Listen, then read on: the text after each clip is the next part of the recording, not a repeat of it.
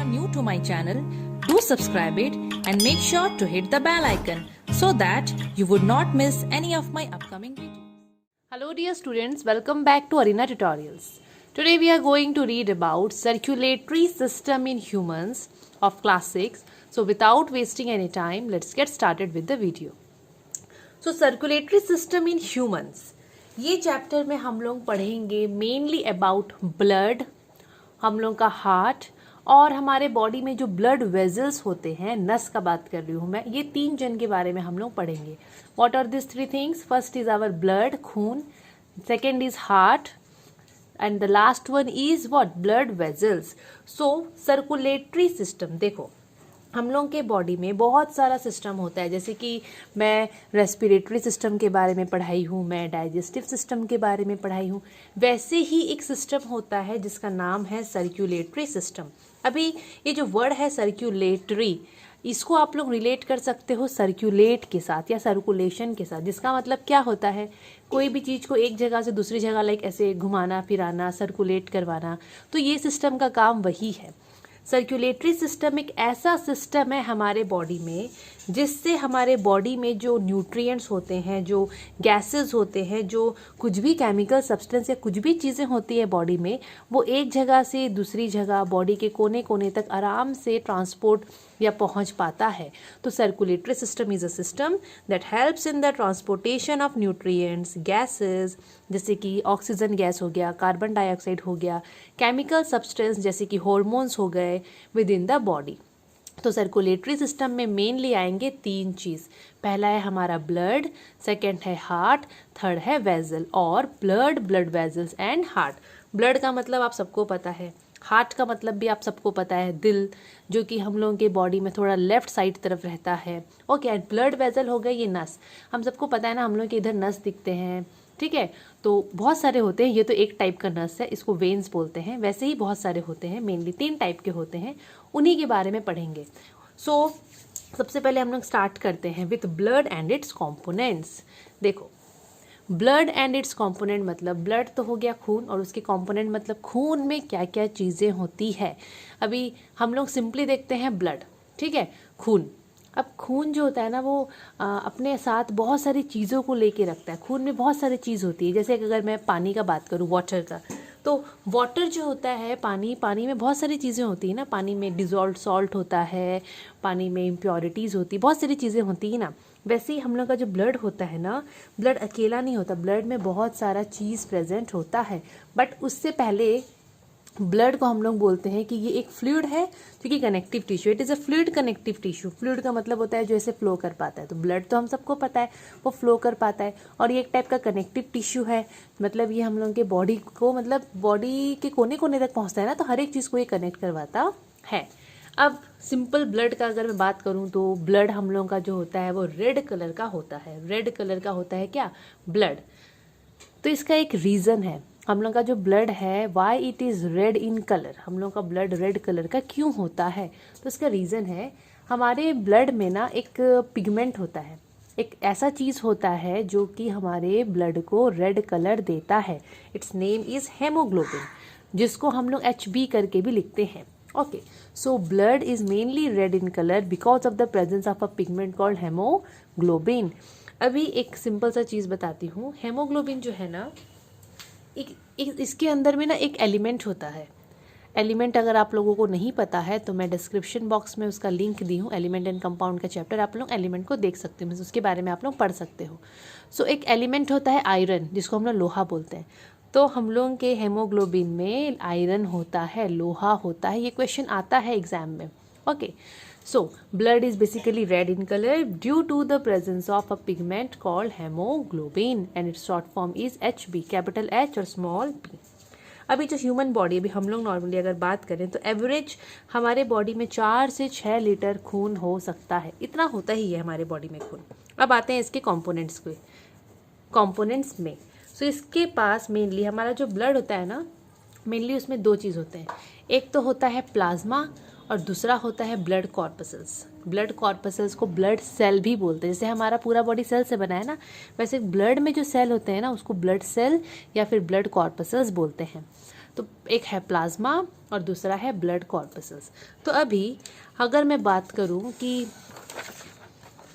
हम लोगों का जो ब्लड गीला गीला होता है ना, हमारा ब्लड लिक्विड होता है, ऑब्वियसली हम लोगों का ब्लड गिल्ला होता है, लिक्विड होता है, तो that is due to plasma. वो प्लाज्मा की वजह से होता है। वो प्लाज्मा है liquid part of the blood, इसीलिए यहाँ लिखा गया है plasma is the liquid part of the blood. हम लोग का ब्लड जो लिक्विड फॉर्म में है that is due to this plasma, वही होता है वो liquid form. Now its colour, अगर मैं कलर का बात करूँ तो प्लाज्मा का कलर होता है पेल येलो, और नॉर्मली स्ट्रॉ येलो बोलते हैं बहुत जन। स्ट्रॉ मतलब वो पुआल जैसा रहता है ना, उसका कलर येलो, और कहीं कहीं पर लाइट येलो, पेल येलो भी रहता है, कहीं पर सिंपली येलो रहता है। उसका कलर एग्जाम में आता है, ये क्वेश्चन आता है what is the colour of plasma, so it is pale yellow in colour. अब ये प्लाज्मा में होता क्या है, बिकॉज हम लोग जस्ट पढ़े हैं कि ये लिक्विड पार्ट है हमारे ब्लड का, तो ये लिक्विड पार्ट है तो इसमें होता क्या है, तो इसमें 90 to 92% पानी होता है। हम लोग के प्लाज्मा में, मेनली हमारे ब्लड में जो प्लाज्मा होता है उसमें 90 से 92% पानी होता है, तभी तो वो लिक्विड पार्ट होता है। पानी के साथ साथ उसमें प्रोटीन प्रेजेंट होता है, उसमें इनऑर्गेनिक सॉल्ट जैसे कि सोडियम सॉल्ट ले लो आप लोग, पोटेशियम सॉल्ट ले लो, ये सब सॉल्ट्स प्रेजेंट होते हैं। And traces of other substance, traces मतलब थोड़ा सा दूसरे और भी अलग अलग सब्सटेंस प्रेजेंट होते हैं, लेकिन वो ज़्यादा नहीं होते, थोड़े से होते हैं। सबसे ज़्यादा उसमें होता है वाटर, इसीलिए वो लिक्विड पार्ट है। वाटर के साथ प्रोटीन, थोड़े थोड़े इनऑर्गेनिक सॉल्ट जो कि 1% है, एंड थोड़े थोड़े ट्रेसेस ऑफ अदर सब्सटेंस। इसके साथ साथ प्लाज्मा में डाइजेस्टेड न्यूट्रिएंट्स भी होता है, बिकॉज हम लोग जो खाना खाते हैं, जैसे कि मैं डाइजेशन आपको पढ़ाई हूँ, डाइजेस्टिव सिस्टम में हम लोग का खाना जो पचता है, सो ब्लड क्या करता है, जितने भी डाइजेस्टेड न्यूट्रिएंट्स हैं उनको खींच के लेके आता है, तो खून में रहता है ना वो सब चीज़ें, इसीलिए बोल रहा है कि प्लाज्मा में डाइजेस्टेड न्यूट्रिएंट्स भी होता है, वेस्ट प्रोडक्ट भी होता है, बिकॉज ब्लड का काम ये भी है कि वो वेस्ट प्रोडक्ट को भी वो ट्रांसफ़र करवाता है, ठीक है, खून उसको लेके जाता है।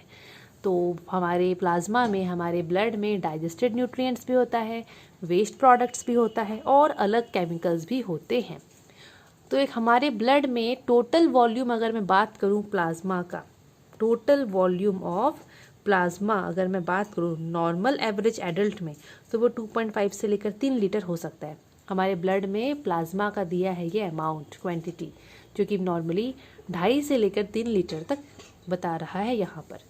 तो ये हो गया प्लाज्मा के बारे में। सो प्लाज्मा में मेनली आप लोगों को याद रखना है लिक्विड पार्ट है, उसका कलर, और उसमें ये सब क्या क्या रहते हैं। प्लाज्मा के बाद अब ब्लड में और क्या चीज़ होता है, ब्लड कॉर्पसेल्स, जिसको हम लोग ब्लड सेल भी बोलते हैं। तो ब्लड सेल मेनली होते हैं 3 टाइप के, बहुत सारे होते हैं ये हमारे ब्लड में, लेकिन इनका टाइप्स है 3 टाइप्स के होते हैं। मेनली बोल रहा है पूरे ब्लड में 40 से 45% होते हैं कौन, ब्लड सेल, 40 से 45% होते हैं ब्लड सेल। ये होते हैं 3 टाइप के, red blood cell, white blood cell and blood platelets. Red blood cell या फिर रेड ब्लड कॉर्पसेल्स बोलेंगे उसको, जिसको हम लोग शॉर्ट में आरबीसी भी लिखते हैं। दिस इज आरबीसी, और ये ऐसे red blood corpuscles. Red blood cell या रेड ब्लड कॉर्पसेल्स को बहुत जगह इरिथ्रोसाइट्स करके बोला जाता है, सिंपली इरिथ्रोसाइट्स, इरिथ्रोसाइट्स बोल जाएगा कहीं कहीं पर, और रेड ब्लड सेल का नाम ही नहीं लेगा, तो आप लोग कंफ्यूज मत होना, बोथ आर सेम। वैसे ही वाइट ब्लड सेल या वाइट ब्लड कॉर्पसेल्स को WBC करके लिखते हैं, और ल्यूकोसाइट्स से के नाम से भी इसको जाना जाता है, ल्यूकोसाइट्स। ल्यूकोसाइट और WBC दोनों सेम होते हैं। लास्ट है ब्लड प्लेटलेट्स। तो ब्लड प्लेटलेट्स को थ्रोम्बोसाइट्स भी बोला जाता है। Blood platelets are also known as thrombocytes. ये तीनों अलग अलग नाम है, बहुत इंपॉर्टेंट है। So there are mainly 3 types of what? Blood cells or blood corpuscles. First is RBC or erythrocytes, second is WBC or leukocyte, and the last one is blood platelets, which is also known as thrombocyte. So the first type of blood cell अभी है पहला type of blood cell, which is red blood cell, जिसको RBC भी बोलते हैं, या फिर एक और नाम है दैट इज एरिथ्रोसाइट्स। वो कुछ इस टाइप से दिखता है, उसका स्ट्रक्चर ऐसा ही होता है, शेप उसका। सो दे में भी बाइकॉनकेव और डिश शेप भी होते हैं, इनका शेप आता है, याद रख लेना ये नाम जो जो दिया है। ओके, सो ये जो रेड ब्लड सेल होते हैं ना, ये लोग मेनली बाइकॉनकेव शेप के होते हैं। आप लोग अपने बुक में देखना, मैं साइड में फ़ोटो भी दे दूँगी, अपने बुक में देखना आप लोग। इसका अलग अलग अगर स्ट्रक्चर्स शेप दिया है तो देखेंगे आप उसको, उससे भी आप लोगों को बहुत आइडिया मिलेगा। ओके, सो अभी थोड़ा देर पहले मैं बताई थी ना, हेमोग्लोबिन करके होता है हमारे खून में एक पिगमेंट जो कि रेड कलर देता है, तो वो आरबीसी में होता है। वो हेमोग्लोबिन जो होता है वो ये रेड ब्लड सेल कैरी करता है, तो इसको भी आप लोग याद रखना। अभी जो मैच्योर आरबीसी होते हैं वो आरबीसी जो बड़े हो जाते हैं, मतलब थोड़े से बड़े रहते हैं वो लोग, साइज में नहीं, मैच्योर मतलब थोड़े क्या बोलूँ मैं, पके हुए भी नहीं, जो मैच्योर होते हैं आरबीसी, दे लैक न्यूक्लियस, वो लोग में न्यूक्लियस नहीं होता। पहले उनमें होता था न्यूक्लियस, जो इमैच्योर होते हैं। ओके, बट जैसे जैसे वो लोग बड़े होते हैं, वो मैच्योर होते हैं, उनमें न्यूक्लियस नहीं रहता। तो ये एक तो क्वेश्चन आता है, दे देते हैं एग्जाम में कि मैच्योर आरबीसी लैक्स डैश, तो हम लोग को वहाँ लिखना है न्यूक्लियस। अभी एक मेन इंपॉर्टेंट चीज़ आया कि they are produced where, means where are they produced, वो लोग कहाँ पर बनते हैं, आरबीसी कैसे हमारे बॉडी में कहाँ पर बनता है। तो हम लोगों का जो लॉन्ग लॉन्ग बोन्स होता है ना, लंबे लंबे जो बोन्स होते हैं, उनके सेंटर में रहता है एकदम स्पंजी सा, मतलब होता है बोन मैरो करके एक स्ट्रक्चर होता है, वो हम लोगों के बोन्स के बीच में रहता है, ठीक है, लॉन्ग बोन्स के बीच में। और इसके अंदर उतना नहीं जाएंगे, वो आप लोगों का हायर क्लासेस में है। सो मेनली ये जो आरबीसी है ये बोन मैरो में मिलता है, बनता है। तो बोन मैरो मेनली हम लोगों को हड्डी के अंदर में मिलता है। सो वहीं पर सोचो, हड्डी के अंदर में ये रेड ब्लड सेल्स बनते हैं, ये वाले सेल्स। सोचने की बात है, ऐसा लगता था ना हड्डी के अंदर ऐसे कुछ नहीं होगा, लेकिन हड्डी के अंदर में जो बोन मैरो रहता है वहीं पर ये रेड ब्लड सेल बनते हैं, they are produced. Their life span is about 120 days, लगभग इनका जो लाइफ स्पैन होता है ना, मतलब बने 120 दिन तक ही बस ये लोग का ज़िंदगी है, उसके बाद ये लोग ख़त्म, फिर नए वाले बनेंगे। These are the most abundant component of blood, blood में सबसे ज़्यादा, मतलब अगर मैं सेल का बात करूँ तो ये लोग ज़्यादा मिलते हैं। और यहाँ पर दे दिया इनका वॉल्यूम कि अगर मैं 1 मिलीमीटर क्यूब, अगर मैं इतना वॉल्यूम में देखूंगी ब्लड का, तो मेरे को वहाँ 5 से 6 मिलियन आरबीसी दिख जाएंगे, मतलब बहुत होते हैं ये लोग, इनका नंबर बहुत ज़्यादा है। Then again these are red in colour, ये लोग रेड कलर के होते हैं because of the pigment called haemoglobin, जिसको हम लोग HB करके भी बोलते हैं। अगेन ये चीज़ मैं बता चुकी हूँ कि हेमोग्लोबिन में कौन सा एलिमेंट रहता है, तो it contains iron, it contains iron. अभी एक चीज़, ये हेमोग्लोबिन ना हम लोग में बहुत इंपॉर्टेंट रोल प्ले करता है। जैसे हम सबको पता है कि whenever we inhale और when we inhale we take oxygen gas, हम लोग ऑक्सीजन गैस में पूरी तरह डिपेंडेंट है। जैसे कि सोच लो अभी हम लोग सांस लिए, तो हमारे खून में कौन है, हेमोग्लोबिन है। ओके, तो हेमोग्लोबिन नॉर्मली देखोगे तो वो वेट करता है ऑक्सीजन के लिए। जैसे ऑक्सीजन हम लोग नाक से लेते हैं वो कैच कर लेता है, ये तो खून में होता है, ये ऑक्सीजन को पकड़ता है। ऑक्सीजन हम लोग की बॉडी में के कोने कोने तक चाहिए, तो ये जैसे ही हमारे बॉडी में ऑक्सीजन घुसता है, मैं आप लोगों को समझाने के लिए इस टाइप से बता रही हूँ, लगभग इस टाइप से ही होता है, बट एग्जैक्टली ये नहीं होता। जैसे ही ऑक्सीजन हमारे बॉडी में एंटर करता है, सो हेमोग्लोबिन उसको पकड़ता है, क्योंकि ऑक्सीजन को पकड़ने के लिए कोई तो चाहिए ना जो ऑक्सीजन को लेके जाएगा, एस्कॉर्ट करेगा, तो वो कौन होता है, हेमोग्लोबिन।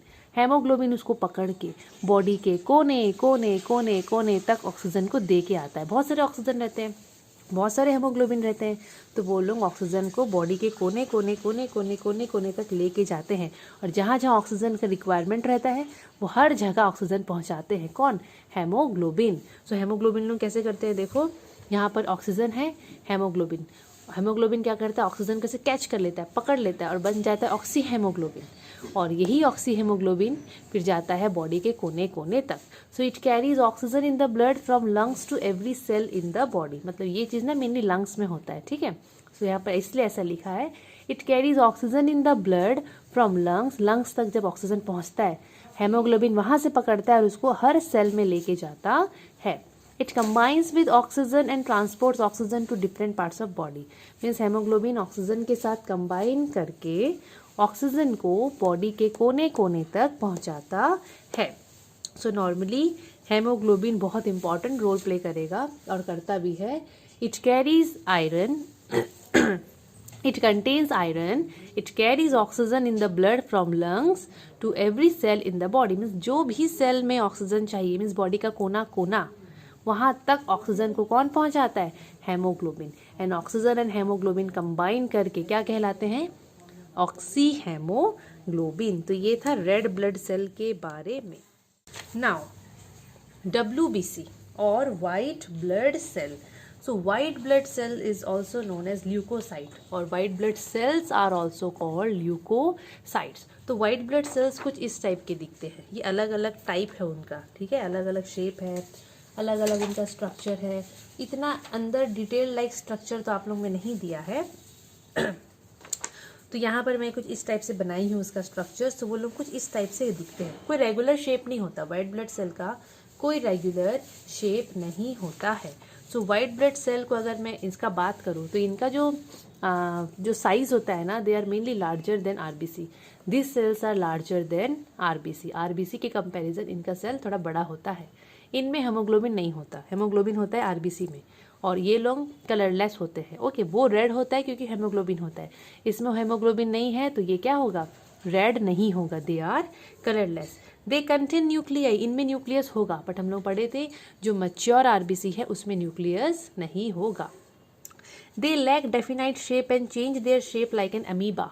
ये लोगों के पास जैसे डेफिनाइट शेप नहीं होता, लेकिन हम लोग आरबीसी में पढ़े थे ना, उन लोगों का डिस्क शेप है, बाइकनकेव है. इनमें ऐसा कोई डेफिनाइट प्रॉपर शेप नहीं होगा कि हम लोग बोलेंगे इसका ऐसा शेप है. ये लोग अपना शेप को बदलते हैं. जैसे कि अमीबा है, यहाँ पर आप लोग फोटो में देखो, मैं अमीबा बताई हूँ. ये जो अमीबा है ना, ये अपना शेप ना बदलता रहता है. तो उसी तरह WBC भी, मतलब वाइट ब्लड सेल्स भी अपना शेप को बदलते रहते हैं. देन ये लोग कहाँ बनते हैं, तो ये लोग भी बनते हैं बोन मैरो में. ये लोग भी बनते हैं बोन मैरो में. ओके, और यहाँ लिखा हुआ है red bone marrow. Red bone marrow, red bone marrow. आप लोग एक बार बोन मैरो ही समझो कि ये लोग बोन मैरो में बनते हैं. क्योंकि नॉर्मली ना आप लोग कहीं कहीं पर रेड बोन मैरो देखना मिस देखोगे, कहीं कहीं पर आप लोग देखोगे येलो बोन मैरो. तो मैं एक बार डिफरेंस बता देती हूँ. बोन मैरो तो वही है जो हम लोग के हड्डी के बीच में मिलता है, लंबे लंबे लॉन्ग बोन्स के बीच में. रेड बोन मैरो का काम होता है कि वो लोग सेल्स को बनाते हैं, ब्लड सेल्स को बनाते हैं. और मैं जो येलो बोन मैरो का बात कर रही हूँ, वो लोग फैट को स्टोर करते हैं. ठीक है, तो जैसे जैसे पर्सन का एज होता है ना, तो उनका रेड बोन मैरो को येलो बोन मैरो रिप्लेस कर देता है. और लिम्फ नोड्स भी होते हैं. तो ये लोग mainly red bone marrow and lymph nodes में प्रोड्यूस होते हैं. पाए नहीं, प्रोड्यूस होते हैं. तो दीज वाइट ब्लड सेल्स, ये जो वाइट ब्लड सेल्स होते हैं, ये लोग वही रेड बोन मैरो, या फिर आप लोग सिर्फ बोन मैरो भी लिख सकते हो, उसमें रॉन्ग नहीं होगा. ये लोग बोन मैरो में बनते हैं as well as lymph nodes में बनते हैं. तो अभी क्वेश्चन आता है, लिम्फ नोड्स क्या होता है. तो देखो, ये लिम्फ नोड्स जो है ना, ये ना छोटे छोटे स्ट्रक्चर्स होते हैं जो कि हम लोग की बॉडी में प्रेजेंट होते हैं बहुत जगह में, जैसे कि हेड में, नेक एरिया में, आर्म पीट में. आर्म पीट मतलब पता होगा आप लोगों को. तो वो सब जगह में ये लोग पाए जाते हैं. ये लोग ना एक छोटे छोटे फिल्टर्स की जैसा काम करते हैं, हार्मफुल सब्सटेंस को लाइक उनके लिए ये लोग फिल्टर की जैसे काम करते हैं, लिम्फ नोड्स. तो वो सब जगह में और मेनली बोन मैरो में WBC बनता है, वाइट ब्लड सेल बनता है. ओके, नाउ इनका लाइफ स्पेन कितना है, बिकॉज उसका तो हम लोग पढ़े आरबीसी का, वो था 120 डेज. इनका 12 घंटा से लेकर 12 दिन, बस इतने के अंदर में ये लोग बन के ये लोग डिस्ट्रॉय भी हो जाते हैं. फिर बनते हैं, फिर डिस्ट्रॉय हो जाते हैं. और अगर मैं बात करूँ इनका नंबर का, तो ये लोग आरबीसी से कम है. सबसे ज़्यादा आरबीसी है. ओके, तो आरबीसी से इनका नंबर काफ़ी कम होता है. अभी बात आता है इनका काम क्या है, क्योंकि आरबीसी का तो हम लोग पढ़े थे. आरबीसी का काम क्या होता है, क्योंकि उसमें हेमोग्लोबिन है, सो वो रेड कलर देगा और ऑक्सीजन को ट्रांसपोर्ट करवाएगा. इसका काम तो रेड कलर देना होता नहीं है, बिकॉज इसमें हेमोग्लोबिन होता नहीं है. सो इसका काम होता है कि अगर बाहर से कोई भी फॉरेन बॉडी, कोई भी जर्म्स हमारे बॉडी में एंटर किया, तो WBC लोग एकदम एक्टिव हो जाते हैं. वो लोग जाके उन लोगों से पूरा फाइट करते हैं और वो लोगों को मार गिराते हैं और हम लोगों को इन्फेक्शन से बचाते हैं. सो ये होता है WBC का काम. WBC हम लोगों के बॉडी में ना हम लोगों को प्रोटेक्शन प्रोवाइड करता है बहुत सारी डिजीज से. Okay, so their function is to fight against infection. इनका फंक्शन है, इनका काम है कि ये लोग इन्फेक्शन से लड़ते हैं. Then they engulf germs. Engulf मतलब ना, ये लोग सोच लो जैसे जर्म्स एंटर किया और ये WBC है, WBC पूरा एक्टिव हो गया, ये जाके जर्म्स को पूरा ऐसे दबोच के खा जाएगा, एनगल्फ कर लेगा जर्म्स को, या जो भी फॉरेन बॉडी मतलब बाहर से हमारे बॉडी में जो भी एंटर करेगा तो वो तो फॉरेन बॉडी है हमारे लिए. तो जो भी फॉरेन बॉडी हुआ, जर्म्स हुआ, उसको ये क्या करता है, मार देता है, उसको ये एनगल्फ कर देता है. And they have the ability to change their shape so they can reach the site of infection and destroy germs. तो चलो कहीं पर भी इन्फेक्शन हुआ, इनके पास एबिलिटी होता है ना ये लोगों का, तो कोई शेप नहीं होता, ये लोग तो ऐसे वैसे करके कैसे भी शेप ये लोग बदल लेते हैं। तो कहीं से भी ये लोग ऐसे निकल के जहाँ पर इनको दिखा रहे वहाँ पर जम्स है, ये लोग कहीं अपना निकल के ये लोग ऐसे वैसे आगे वागे जाके इन्फेक्शन जहाँ पर हुआ है, जहाँ पर जम्स है, उसके पास जाके उसको ये लोग डिस्ट्रॉय करके आ सकते हैं। क्यों कर सकते हैं? बिकॉज इनके पास एक एबिलिटी होता है कि ये लोग एमीबा जैसे अपना शेप को बदलते हैं। ये एबिलिटी तो आरबीसी के पास है ही नहीं। ओके, सो इसका मेन काम होता है, बिकॉज एग्जाम में क्वेश्चन आता है what is the function of WBC, तो हम लोग को यही लिखना है, to fight against infection, it protect us from infection, it protect our body from any type of foreign materials entering our body. ऐसे ऐसे करके आप लोग आराम से बना के लिख सकते हो। Then the next one is blood platelets. ये जो ब्लड प्लेटलेट्स हैं, these blood platelets are also known as thrombocytes। इनका भी कोई कलर नहीं होता, कोई कलर नहीं होता। ये लोग जैसे डिस्क शेप होते हैं, पर यहाँ स्टार स्टार शेप ये लोग लाइक वैसे दिखते हैं थोड़े बहुत। And they also lack nucleus और न्यूक्लियाई, इनमें भी न्यूक्लियस नहीं होता है। इनका अगर मैं क्या बोलूँ, शेप का बात करूँ या साइज का बात करूँ, तो they are smaller than RBC and WBC. ये लोग आरबीसी और डब्ल्यूबीसी से छोटे होते हैं। एंड ये लोग कहाँ बनते हैं? तो ऑब्वियसली ये लोग भी बोन मैरो में बनते हैं। ये तीनों जितने भी ब्लड सेल होते हैं ना, RBC, WC and blood platelets, ये लोग बोन मैरो में ही बनते हैं। इसका लाइफ स्पेन होता है 3 to 7 डेज। तो आप लोग देखो, सबसे ज़्यादा लाइफ स्पेन आरबीसी का है, उसके बाद डब्ल्यूबीसी का है, उसके बाद है इसका 3 to 7 days. Okay, then they prevent blood loss by forming clots over wounds and cuts, या फिर they help in blood clotting. इनका काम क्या होता है? Their function is to help in blood clotting. जैसे कि सोचो अभी हम लोग को चोट लग गया, ओके, तो हम लोग का लाइक अगर यहाँ पर चोट लग गया, यहाँ से हम लोग का खून गिर रहा है, तो वो कंटिन्यूसली थोड़ी ना गिरते रहेगा, 1-2 मिनट के अंदर खून गिरना बंद हो जाता है। तो वो क्यों होता है? Due to this blood platelets. ये लोग होते हैं, तो ये लोग की वजह से ही हम लोग का ब्लड गिरने से रुकता है। अगर नहीं रुकेगा ना, तो हम लोग का बॉडी का पूरा ब्लड गया और हम लोग मर जाएंगे। Okay, so blood platelets mainly help in blood clotting, so अभी आया टॉपिक फंक्शन ऑफ ब्लड। खून का काम क्या होता है? तो हम लोग इतना सारा काम पढ़ लिए हैं, आरबीसी का, डब्ल्यूबीसी का, प्लेटलेट्स का। खून तो इन्हीं से बना हुआ है, तो ये सब का भी फंक्शन हम लिख सकते हैं फंक्शन ऑफ ब्लड में। तो देखो, सबसे पहला फंक्शन होता है ब्लड का, जब हम लोग डाइजेस्टिव सिस्टम में पढ़े थे कि खून क्या करता था, डाइजेस्टेड न्यूट्रिएंट्स को लेके बॉडी के कोने कोने पे दे के आता था। So its function is to transport nutrients to each cell of the body. जितने भी न्यूट्रिएंट्स हैं, डाइजेस्टेड न्यूट्रिएंट्स, उनको वो बॉडी का हर एक सेल में, बॉडी का कोना कोना में, डिफरेंट पार्ट्स में ट्रांसपोर्ट करवाता है, पहुंचाता है। और ये बहुत ज़रूरी है, तभी तो लाइक हम लोग का बॉडी का इतना अच्छा ग्रोथ हो पाता है। देन नेक्स्ट जो है वो आरबीसी का फंक्शन से रिलेटेड है। हम लोग पढ़े थे ना हेमोग्लोबिन के बारे में, कि हेमोग्लोबिन वेट करता है ऑक्सीजन के लिए, ऑक्सीजन आया, उसको पकड़ा और बॉडी के कोने कोने तक उसको लेके जाएगा। So it helps in the transportation of oxygen to body cells. ये ऑक्सीजन को ट्रांसपोर्ट करवाता है बॉडी के अलग अलग सेल के पास। तो ये ब्लड का ही फंक्शन है, और तो कोई ऐसा करवाता नहीं है। देन हम लोग जो सांस छोड़ते हैं कार्बन डाइऑक्साइड, तो कार्बन डाइऑक्साइड को भी ब्लड लेके आता है। जैसे कि सोचो यहाँ पर सोच लो मेरा खून ऐसे ऐसे करके गया, हेमोग्लोबिन ऑक्सीजन लेके यहाँ गया, यहाँ पर ऑक्सीजन काम हो गया। ऑक्सीजन के को यूज़ करने के बाद वो जो भी रेस्पिरेशन जो प्रोसेस होता है ना, उससे हम लोग का बॉडी क्या निकालता है, कार्बन डाइऑक्साइड। तो वो कार्बन डाइऑक्साइड खून ही लेके आता है रिटर्न, खून ही ऑक्सीजन को लेके जाएगा बॉडी के दूसरे दूसरे पार्ट में, खून ही वहाँ से कार्बन डाइऑक्साइड को एक्सचेंज करके लेके आएगा। तो कार्बन डाइऑक्साइड हो गया waste product. So it helps in the removal of waste product और carbon dioxide from body cells. And और भी यहाँ पर है, it helps in the removal of waste products of body. जैसे कि metabolic waste are carried to the kidney by the blood for excretion through the formation of urine. हमारे body में बहुत सारे रिएक्शंस होते हैं, ओके, मेटाबॉलिज्म बोलते हैं हम लोग उसको। वो रिएक्शन के बाद जो भी वेस्ट निकलता है ना, उसको बोलते हैं मेटाबॉलिक वेस्ट। तो ये जो वेस्ट है ना, इनको ब्लड ही लेके जाता है किडनी तक for excretion through the formation of urine. Because urine अगर निकलता है तो यूरिन क्या है, एक टाइप का वेस्ट ही है, बहुत सारे वेस्ट होते हैं यूरिन में, तो ब्लड की वजह से ही हम लोगों का बॉडी साफ होता है।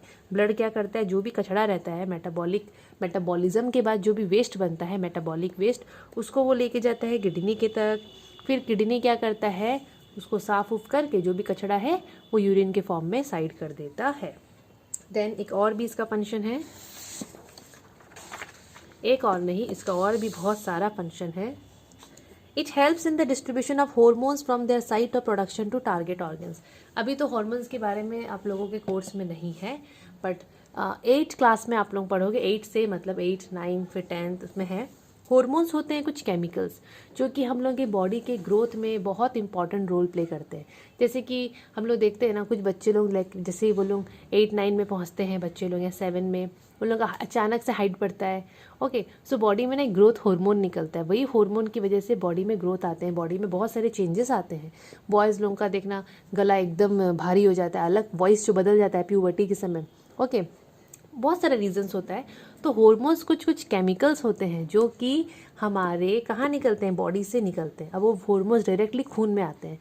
खून क्या करता है, वो हार्मोन को जहाँ टारगेट ऑर्गन है, जहाँ वो हार्मोन को पहुँचाना है, जिस जगह में, खून ही उसको उस जगह में लेके जाता है। क्योंकि सोच लो, यहाँ पर हार्मोन चाहिए और हार्मोन यहाँ निकला है, तो यहाँ से हार्मोन यहाँ कैसे पहुँचेगा बॉडी में, तो ब्लड क्या करता है, हार्मोन को अपने साथ लेके जाता है और जहाँ जहाँ चाहिए वो उसको दे देता है। देन ब्लड में जो WBC होता है, वाइट ब्लड सेल, और ल्यूकोसाइट, उसका काम क्या होता है, to protect the body from pathogens by destroying them. तो इसको आप लोग ब्लड का फंक्शन में भी लिख सकते हो।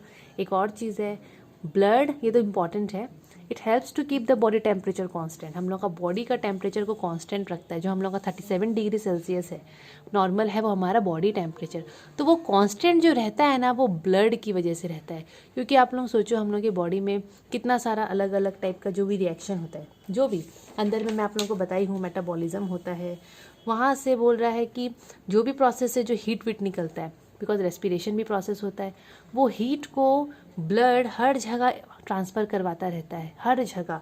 तो बोल रहा है it helps to keep the body temperature constant by distributing the heat produced in the tissue through circulation. Then last but not the least, it helps in maintaining salt and water balance in the body.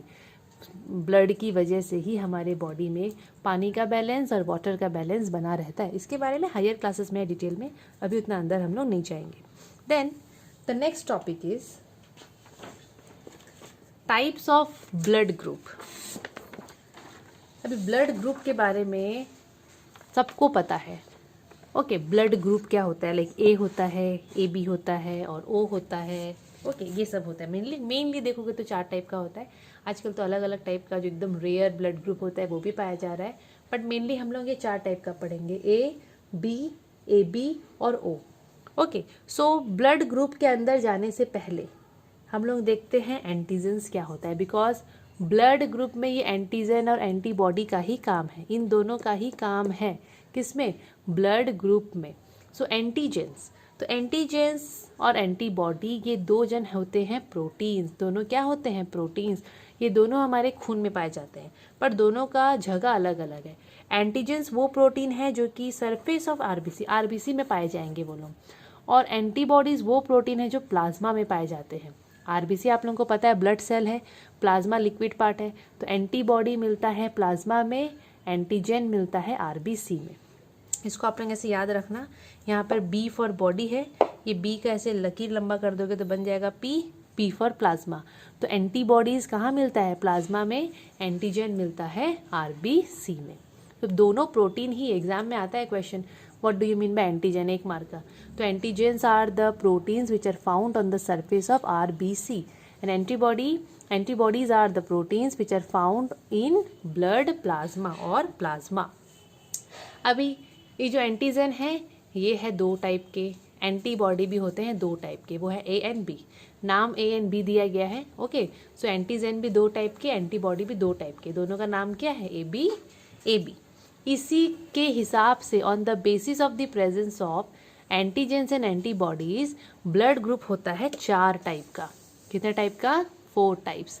सो पहला blood group है A, जैसे कि मेरा A। Okay, सो पहला blood group है blood group A।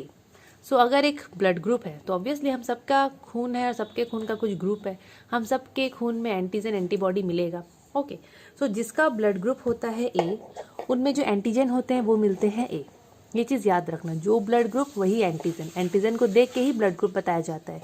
सो जो blood group होगा, अगर ए है तो एंटीजन ए, अगर बी है तो एंटीजन बी, अगर ब्लड ग्रुप ए बी है तो एंटीजन ए एंड बी, और अगर ब्लड ग्रुप ओ है तो उसमें ओ तो एंटीजन होता नहीं है ना, इसलिए नन एंटीजन मतलब उसमें एंटीजन नहीं पाया जाता।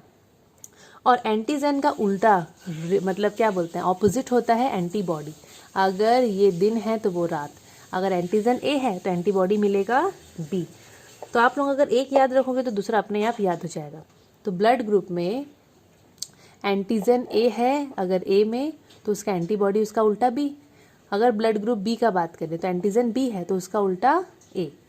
अगर मैं ए बी का बात करूं, ब्लड ग्रुप ए बी का, अगर ए बी है तो उसमें दोनों एंटीजन मिलेंगे ए एंड बी, लेकिन एंटीजन का उल्टा अगर यहाँ ए बी दोनों मिल रहे हैं तो एंटीबॉडी मिलेगा ही नहीं, एंटीबॉडी नन होगा। और अगर ओ ब्लड ग्रुप है तो ओ है तो उसमें एंटीजन एक भी नहीं होगा, अगर एंटीजन एक भी नहीं है तो एंटीबॉडी दोनों होंगे, ए एंड बी। जिस तरीके से बता रही हूँ उसी तरीके से याद करोगे तो जल्दी याद हो जाएगा। अभी ये दो चीज़ जो कि पता होना चाहिए बच्चों को और पता भी होगा, जो ब्लड ग्रुप ए बी होता है वो होता है यूनिवर्सल एक्सेप्टर, कोई भी ब्लड ग्रुप का खून वो ले सकता है। ओके, ए बी तो हम लोग इसको कैसे याद रखते थे ना, अमिताभ बच्चन उसको उसके फैंस से प्यार मिलता है, वो रिसीव करता है। तो ए बी वाले यूनिवर्सल एक्सेप्टर होते हैं, अमिताभ बच्चन रिसीव करता है, तो ए बी जिसका ब्लड ग्रुप होता है वो हर किसी से खून ले सकता है। और जो ओ होता है वो यूनिवर्सल डोनर, ओ यहाँ भी ओ, यहाँ भी ओ, तो ओ वाले डोनर होते हैं, यूनिवर्सल डोनर। वो लोग किसी भी ब्लड ग्रुप वालों को ब्लड दे सकते हैं, लेकिन जो ए बी होते हैं वो लोग ले सकते हैं, एक्सेप्ट कर सकते हैं, ओके, रिसीव कर सकते हैं। तो ये भी क्वेश्चन आता है, इसको भी हम लोगों को याद रखना है।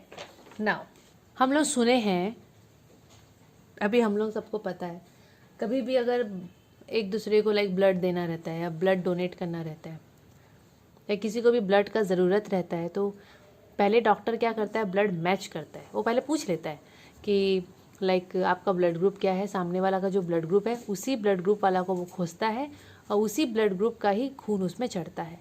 तो उसको हम लोग बोलते हैं blood transfusion.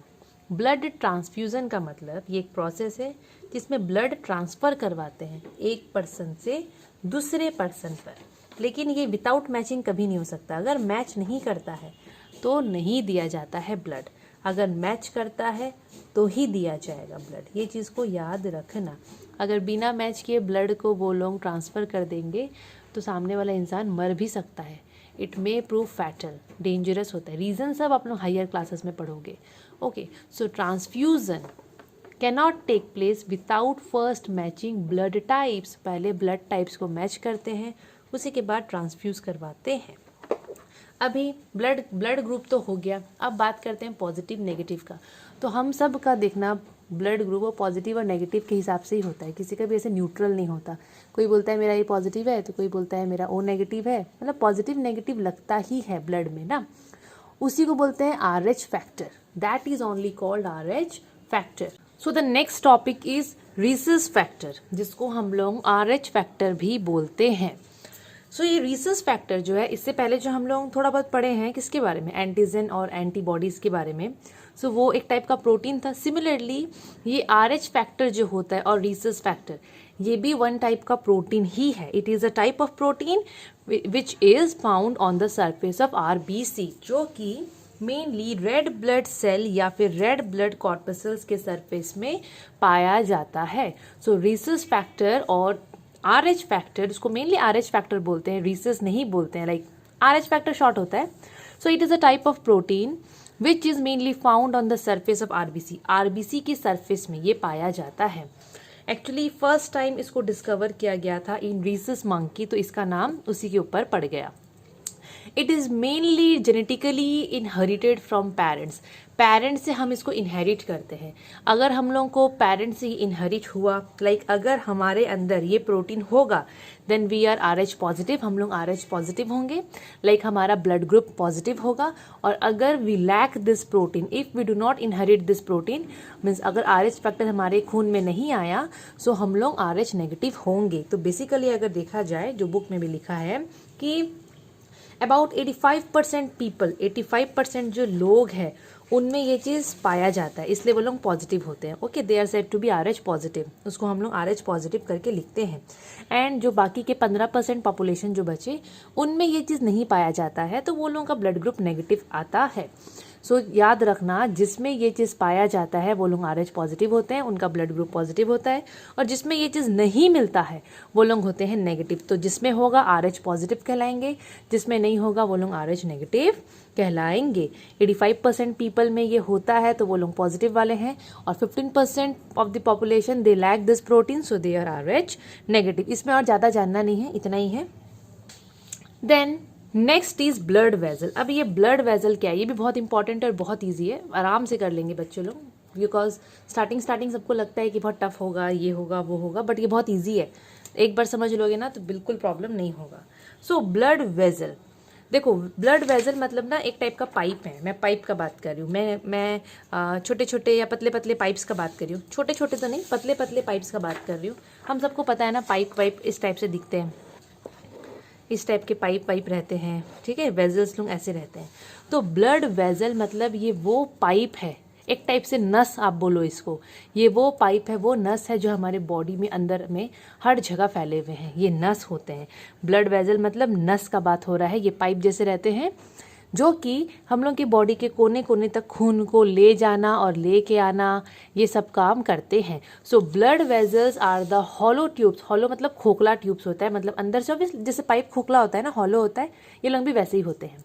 So these are the hollow tube like structure, जैसे ट्यूब जैसे स्ट्रक्चर होते हैं, through which blood is transported in our body. इसी के जरिए खून हमारे बॉडी में इधर से उधर होता है, ट्रांसपोर्ट होता है। सो ये होते हैं 3 टाइप के, ठीक है। ब्लड वेजल्स 3 टाइप के ही होते हैं, 3 का नाम आप लोग याद रखना। पहला है आर्टरीज, जो बहुत इंपॉर्टेंट है। सेकंड इज वेन्स, वेन्स भी इंपॉर्टेंट है, सब इंपॉर्टेंट है। And third one is capillaries. So there are mainly 3 types of blood vessels. Exam में क्वेश्चन पूछता है what are the 3 types of blood vessels, तो बहुत सिंपल है, पहला artery, then veins, then capillaries. एक एक करके पढ़ेंगे। So first is arteries. So artery क्या है, देखो, आर्टरी भी बोल सकते हो, आर्टरीज भी बोल सकते हो। सो आर्टरीज ऑब्वियसली ये एक टाइप का ब्लड वेजल है, तो पाइप जैसा स्ट्रक्चर होगा obviously. So these are the pipe like structures found in our body. ये पाइप जैसे दिखने वाले ऐसे इस टाइप के स्ट्रक्चर्स होते हैं जो कि हमारे बॉडी में मिलते हैं। अभी आया इंपॉर्टेंट, जो कि मैं अंडरलाइन की हूँ, दे आर थिक वॉल्ड। अब थिक वॉल्ड का मतलब होता है जो ये जो पाइप होते हैं ना, ये जो वेजल है, इनका दीवार, इनका जो वॉल है ना, वो अच्छा थिक होता है। उसका भी रीज़न है, मैं बाद में बताऊंगी वो reason. So they are mainly thick walled, ठीक है।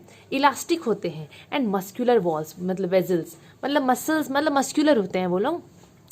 ये थिक होते हैं, इलास्टिक होते हैं, मस्कुलर वेजल है, जो कि क्या कैरी करते हैं, ब्लड कैरी करते हैं away from heart to different body parts.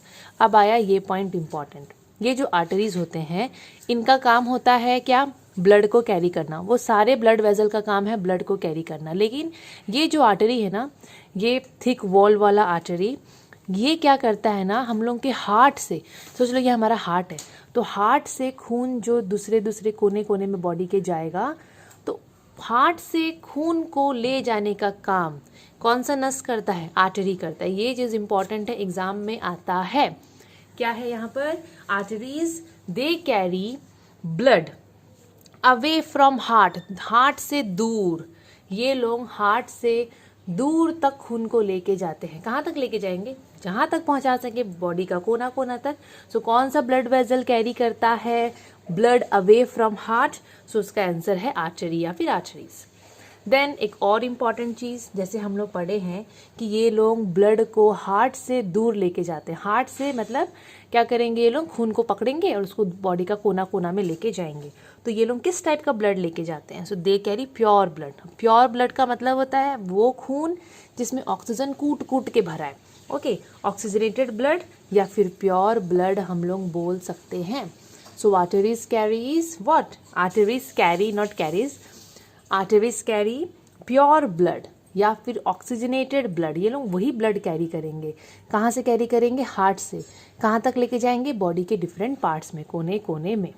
अब अभी जस्ट मैं आप लोगों को बताई हूँ, क्योंकि अगर आप लोग पहले से चैप्टर पढ़ लिए होंगे तो आप लोग बोलोगे नहीं मैडम, ये एक आर्टरी होता है पल्मोनरी आर्टरी, वो तो अच्छा खून लेके नहीं जाता, मीन्स प्योर ब्लड लेके नहीं जाता, तो वो एक एक्सेप्शनल केस है। जैसे कि हम लोग पढ़े हैं, जितने भी आर्टरीज मीन्स आर्टरीज जो होते हैं उनका काम होता है प्योर ब्लड को कैरी करना, वो अच्छा खून को लेके जाता है। लेकिन एक एक्सेप्शनल केस है, पल्मोनरी आर्टरी करके एक नस होता है विच कैरीज इम्प्योर ब्लड और डीऑक्सीजनेटेड ब्लड टू लंग्स। ये जो आर्टरी है ये ना प्योर ब्लड कैरी नहीं करता, मतलब ऑक्सीजन से भरा हुआ ब्लड को ये कैरी नहीं करेगा, ये गंदा खून को, गंदा खून in the sense impure blood जिसमें ऑक्सीजन नहीं होगा, तो ये डीऑक्सीजनेटेड ब्लड मतलब जिसमें ऑक्सीजन बिल्कुल भी नहीं होता है, मतलब नहीं होगा, ठीक है। तो ये उसको कैरी करेगा, कहाँ लेके जाएगा? उसको लंग्स तक। ऑक्सीजनेटेड ब्लड हार्ट से जाता है बॉडी के कोने कोने में, ओके। और ये जो पल्मोनरी आर्टरी है ये क्या करता है? इम्प्योर ब्लड को पकड़ता है और उसको लेके जाता है लंग्स के पास। तो ये वाला भी क्वेश्चन आता है। क्वेश्चन आएगा, name an artery which carries deoxygenated blood और carbon dioxide rich blood to lungs. तो आंसर होगा पल्मोनरी आर्टरीज। नेक्स्ट इसका जो पॉइंट है, they are deep seated in the body and are not visible. ये लोग बहुत अंदर होते हैं बॉडी के, जैसे कि अगर मैं यहाँ का नस का बात करूँ, ये जो हम लोग को नस दिखते हैं ये आर्टरी नहीं है, ओके। ये वेन्स होते हैं, वेन्स, ये वाले वेन्स, ये वेन्स होते हैं। आर्टरीज एक्चुअली बॉडी के बहुत अंदर अंदर में है, तो वो हम लोग को दिखता नहीं है। इसलिए यहाँ पर लिखा हुआ है, आप लोगों के बुक में लिखा होगा कि they are deep seated in the body and are not visible. देखो ये चैप्टर बहुत इंपॉर्टेंट है और बहुत इजी है। फिलहाल बच्चे लोगों को ये चैप्टर बहुत टफ लगेगा क्योंकि ये सब नया नया है आप लोगों के लिए, बट आई एम ट्राइंग कि मैं इसको एकदम इजी बना दूं। तो उसके लिए आप लोगों को वीडियो स्टार्टिंग से लेकर एंड तक पूरा देखना पड़ेगा। अगर बीच बीच में आप लोग उसको स्किप करोगे तो वो आप लोगों को ही प्रॉब्लम होगा, फिर आप लोग क्वेश्चन रेज करोगे। अगर आप लोगों को अच्छे से ये चैप्टर को समझना है, बिकॉज ये बहुत इंपॉर्टेंट है, ये 10th में भी है ये वाला चैप्टर, ओके। सो आप लोगों को ये वीडियो को स्टार्टिंग से लेकर पूरा एंड तक देखना है, अदरवाइज आप लोगों को बहुत दिक्कत होगा समझने में। Next is veins. So veins again ये एक ब्लड वेजल है। कौन? Veins, one type of blood vessel जो कि थीन वॉल्ड होता है, मीन्स इसका जो वॉल है ना, इसका जो दीवार है वो पतला होगा। आर्टरीज में हम लोग पढ़े उसका थिक वॉल था, ओके। इनका काम होता है, ये भी ब्लड को लेके आएंगे या लेके जाएंगे, बताती हूँ क्या होता है, पर इनका काम वही है। अगर ये नस है तो ये लोग पक्का खून को कैरी करेंगे, पर किस टाइप का ब्लड को? सो ये लोग कैरी करते हैं डीऑक्सीजनेटेड ब्लड या फिर इम्प्योर ब्लड, मतलब वो ब्लड जिसमें ऑक्सीजन नहीं होता है। इससे पहले जो हम लोग आर्टरी पढ़े हैं, आर्टरी में वी रेड कि आर्टरी कैरीज ऑक्सीजनेटेड ब्लड, जिसमें ऑक्सीजन होता है वो खून को आर्टरी पकड़ के लेके जाता है, एक्सेप्ट पल्मोनरी आर्टरी। ये जो वेन है ये वो नस होते हैं जो कि हम लोग को यहाँ दिखते हैं। ये लोग ना डीऑक्सीजनेटेड ब्लड को कैरी करते हैं, मीन्स ये लोग जो खून लेके जा रहे हैं ना, ये लोगों के पास वो खून है जिसमें ऑक्सीजन नहीं होता है, तो उसको मैं बोलूँगी डीऑक्सीजनेटेड या फिर impure blood. So veins they carry deoxygenated blood towards the heart. देखो ये टूवर्ड्स है, वहाँ अवे था, टूवर्ड्स मतलब हार्ट के तरफ। कहाँ से लेके जाएंगे? From different body parts. Body parts का कोना कोना में अच्छा खून पहुँचा था, वहाँ से जब ऑक्सीजन यूज़ हो जाता है ना खून से, सो वो फिर एक डीऑक्सीजनेटेड ब्लड वहाँ से आता है, तो उसको लेके आता है ये वाला वेन्स। वेन्स लोग हम लोग के बॉडी में ज़्यादा अंदर नहीं रहते, ऊपर ऊपर में ही रहते हैं वो लोग, इसलिए तो हम लोग को यहाँ पर ये लोग दिख जाते हैं। सो मेनली देखना ब्लू कलर का, ऑलिव कलर का, थोड़ा पर्पल, इस टाइप का जो कलर यहाँ पर दिखता है ना, बहुत जन का मिक्स दिखता है, किसी का ग्रीन, किसी का क्या, लाइक उस टाइप से दिखता है, तो वो वेन्स का ही कलर है। इसमें भी एक एक्सेप्शनल केस है, लाइक जो मैं आप लोगों को बताई कि वेन्स वो नस हैं जो कि डीऑक्सीजनेटेड या फिर इम्प्योर ब्लड को कैरी करेंगे, गंदा खून मतलब इम्प्योर ब्लड, ओके। कहाँ से? डिफरेंट बॉडी पार्ट से लेके आएंगे हार्ट की तरफ। लेकिन एक एक्सेप्शनल केस यहाँ भी है, पल्मोनरी वेन पल्मोनरी वेन क्या करता है, वो प्योर ब्लड को लेके आएगा फ्रॉम द लंग्स। तो ये 2 एक्सेप्शनल केस आप लोगों को याद रखना है। लंग से ऑक्सीजन रिच ब्लड या ऑक्सीजनेटेड ब्लड को कौन लेके आएगा, पल्मोनरी वेन्स, और ये इसको पहुंचाएगा हार्ट में। तो देखते हैं हम लोग क्या है क्या नहीं है। तो मैं देखूँ वेन्स का समझाने के लिए यहाँ एक फ़ोटो बना दी हूँ। फ़ोटो तो नहीं है, ये फ्लो चार्ट जैसा ही है, छोटा सा फ्लो चार्ट। जैसे कि ये हार्ट है और ये वेन्स है। तो वेन्स लोग क्या करते हैं, ब्लड को लेके जाते हैं हार्ट की तरफ। लेकिन आर्टरी का बात करूँगी तो वो लोग हार्ट से ब्लड बॉडी का दूसरा पार्ट में देते हैं। आई होप आप लोगों को समझ में आता होगा। बुक आप लोग पूरा खोल के बैठो, बोला आप यहाँ भी समझते रहो और बुक में भी देखते रहो, पॉज कर करके आप लोग देखते रहो, आप लोगों को अच्छे से समझ में आई एम डैम श्योर आ जाएगा। Next we will talk about valves. So valves आप लोगों की बुक में भी दिया है। सो वेल्व्स देखो, हम लोग जब पढ़ते थे ना तो हम लोग कैसे समझते थे, हम लोग ना इसको एक नल की जैसे समझते थे। जैसे कि नल होता है, नल को आप लोग बंद कर दिए हो तो पानी नीचे आएगा नहीं, नल आप लोग चालू कर दोगे तो पानी फ्लो करेगा, वाटर फ्लो करेगा। तो वेल्व यहाँ पर नल के जैसे काम करता है। और ये वेल्व पता है कहाँ होता है, ये वेल्व होता है मेनली वेन्स में। ये वेल्व होता है वेन्स, ये जो वेन्स है ना, ये जो हम लोग को यहाँ पर अपना नस दिखता है, यहाँ पर वेल्व होता है। ओके, ऐसे एक नल जैसा होता है। या फिर आप लोग सोच लो एक गेट है, गेट अगर बंद है तो हम लोग आना जाना नहीं कर पाएंगे, लेकिन जैसे गेट खुलेगा तो हम लोग वहाँ से आ जा पाएंगे। ऑब्वियसली ऐसा होता है। सो वेल्व्स यहाँ पर जो है ना वो वेन्स में होता है। वेल्व्स यहाँ पर क्या काम करता है एक्चुअली, देखो मैं डायग्राम के थ्रू आप लोगों को बताती हूँ। जैसे कि सोच लो, एकदम सिंपल है। जैसे कि सोच लो ये वेन्स है, ओके, ये है वेन्स, और यहाँ पर एक ठो वेल्व है। खाली समझाने के तौर पे बता रही हूँ, रियल में ऐसे नहीं होता है वेल्व, अलग टाइप का रहता है वो थोड़ा। सोच लो ये वेल्व है यहाँ पर। अब डीऑक्सीजनेटेड ब्लड बॉडी के दूसरे अलग अलग हिस्सा से किधर आ रहा है, हार्ट की तरफ आ रहा है। कैसा खून, इम्प्योर ब्लड, इम्प्योर लिख देती हूँ, जिसमें ऑक्सीजन की कमी है, जिसमें ऑक्सीजन नहीं है। अब वो वेन लेके आ रहा है, तो रास्ता में इसको एक तो गेट मिलता है, वेल्व मिलता है। वो वेल्व खुलता है तो ये एंटर किया। जैसे ये लोग एंटर कर देंगे ये वेल्व फिर से बंद हो जाएगा। ये इसलिए होता है ना ताकि बैक फ्लो ऑफ ब्लड ना हो, ब्लड फिर उल्टा डायरेक्शन में ना चले जाए। तो वेन मेनली एक दरवाजा की तरह काम करता है जो कि एक ही डायरेक्शन में खुलता है। सो दे हैव वेल्व्स, वेन्स के पास वेल्व होते हैं जो कि प्रिवेंट करते हैं back flow of blood, blood पीछे दोबारा से ना चला जाए वही रास्ता, ठीक है। तो उसको प्रिवेंट करने के लिए ये बहुत ज़रूरी चीज़ उसमें प्रेजेंट होता है। Blood flows very smoothly under low pressure. अगर मैं ये वेन्स का बात करूँ तो यहाँ से हम लोग का जो खून जा रहा है ना वो एकदम स्मूथली जाता है, कोई ऐसा हाई प्रेशर के साथ नहीं जाता, आराम से फ्लो करता है। They lie close to skin and are visible to us. तो ये पॉइंट तो मैं आप लोगों को ऑलरेडी बता चुकी हूँ। तो 2 टाइप के ब्लड वेजल के बारे में हम लोग क्लियर हो गए हैं। Third type of blood vessel is capillary. So capillary जो है ना मेनली उसको हम लोग देखो कैसे समझते थे, जैसे कि आर्टरी है और इधर है वेन। आर्टरी और वेन को कनेक्ट करता है कौन, कैपिलरी। कौन करता है, कैपिलरी।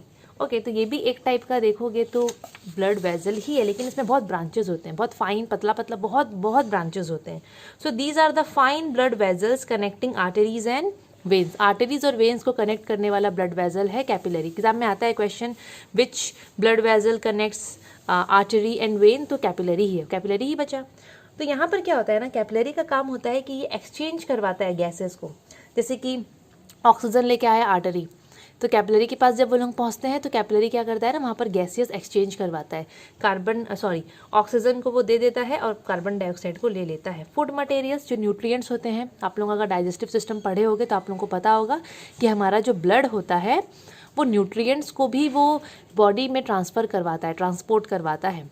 अगर आप लोग वो वीडियो नहीं देखे हो तो डिस्क्रिप्शन बॉक्स में वो लिंक मैंने दे दिया है, आप लोग उसको चेक कर सकते हो। सो कैपिलरीज का काम होता है, ये फंक्शन है कि ये एक्सचेंज करवाता है गैस को और फूड मटेरियल्स को। Okay, so this things mainly happen in capillary, और ये आर्टरीज एंड वेन्स को कनेक्ट करता है। सो हम लोग का 3 ब्लड वेजल जो मोस्ट इंपॉर्टेंट ब्लड वेजल है, तीनों इंपॉर्टेंट है, ये तीनों हो गया। तीनों का आप लोगों को फंक्शन याद रखना है, और कौन सा blood vessel oxygenated blood carry करता है, कौन सा डीऑक्सीजनेटेड करता है, सब में एक्सेप्शनल केस क्या क्या है, वो सब आप लोगों को याद रखना है। अगर आप लोगों को कोई भी डाउट होगा तो यू कैन आस्क मी। तो ये पहला पार्ट खत्म हो गया। इसके बाद I am going to make next part of the circulatory system. अगर आप लोगों को ये वीडियो अच्छा लगा होगा तो लाइक, शेयर एंड सब्सक्राइब ज़रूर कर दीजिएगा। Thank you.